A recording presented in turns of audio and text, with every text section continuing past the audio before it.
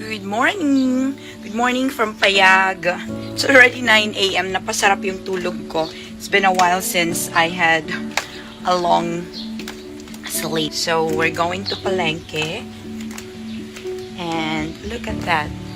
Ready na yung table, but I wanna go to the Palengke first.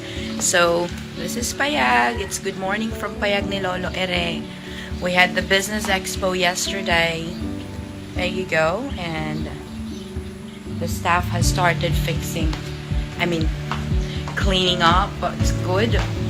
And I'm gonna drink my hot water. And my tip for today is dapat you organize yourself ahead of time. Honestly, I have been failing on that lately kasi nga, first is I'm on a holiday and I'm trying to catch the schedule that I have since I'm supposed to go home soon. But right now, na-extend siya. So, ayan, na maraming mga factors din. So, kailangan flexible ako. But basically, alam ko yung routine ko na supposedly gagawin ko, every day. Such as checking the report, doing my advertisement, mahalaga kasi na i-identify mo ang bawat activity mo, and you have to also be very specific of the time. It will help you track your progress. It will also help you scale up or resolve something if merong kailangang i-resolve or kailangang baguhin, idagdag. Iba kasi kapag alam mo kung anong gagawin mo. So, if wala ka pang alam na routine mo, then basically before ka matulog, kailangan isulat mo kung anong mga gagawin mo the next day.